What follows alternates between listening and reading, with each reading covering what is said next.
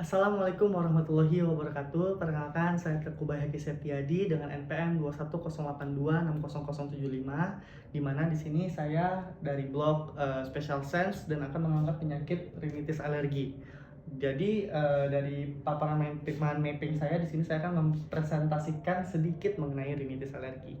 Jadi rinitis alergi ini terbagi menjadi dua, bisa kita lihat ada rinitis alergi fase cepat dan juga rinitis alergi fase lama. Di mana yang fase cepatnya ini terjadi ketika darinya awal paparan sampai 1 jam ke depan atau 0 sampai 1 jam. Kalau fase lambatnya dia terjadi 2 sampai 4 jam setelahnya.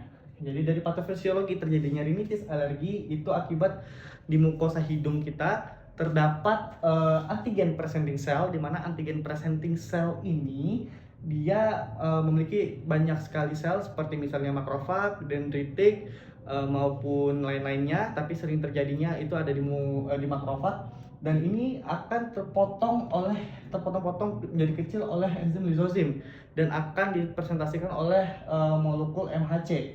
Jadi setelah dipresentasikan oleh molekul MHC, dia akan dideteksi oleh sel T helper, di mana sel T helper ini akan membentuk sitokin sel yang dimana akan mengaktifkan sel B. Jadi sel B ini akan berubah menjadi sel B plasma, yang dimana kita tahu sel B plasma ini memiliki retikulum endoplasma yang mengeproduksi antibodi. Salah satunya adalah antibodi IgE. Jadi antibodi IgE ini akan berikatan dengan sel-sel residen di mukosa hidung, yang dimana salah satunya itu ada sel MAS, dan ini akan terjadinya degranulasi dan akan membentuknya histamin. Jadi histamin ini nanti akan menyebabkan hipersekresi dari sel goblet di mukosa hidung. Lalu histamin ini sendiri dia akan menempel pada nervus vidianus di hidung, di mana di nervus vidianus ini dia akan menempel dan akan menyebabkan bersin dan sensasi gatal pada pasien.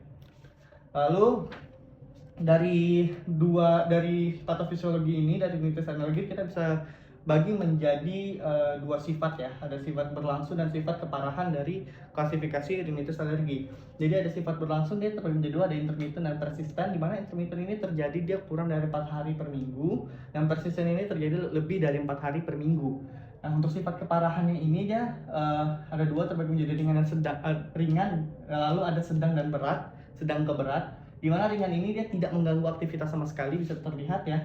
Sedang berat ini dia sudah mulai mengganggu aktivitas seperti misalnya olahraga ataupun mengajar, belajar, dan lain-lainnya. Lalu bagaimana cara kita meninggalkan diagnosis untuk rinitis alergi? Pertama, kita bisa lakukan anamnesis. Bisa kita tanya melalui bersinnya, apakah dia ada rhinorrhea apa tidak, apakah dia ada hiperlakrimasi atau tidak.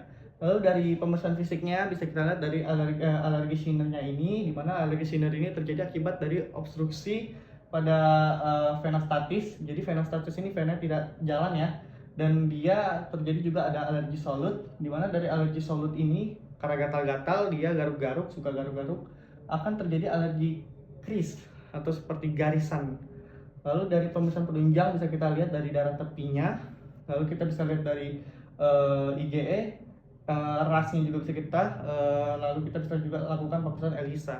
Untuk penunjangnya kita terbagi menjadi dua, ada decongestan dan juga antihistamin, di mana decongestan ini bisa kita menggunakan pseudoephedrine yaitu 30 mg 3 kali 1, dan juga antihistamin itu kita bisa menggunakan cetirizine yaitu 10 mg 1 kali 1.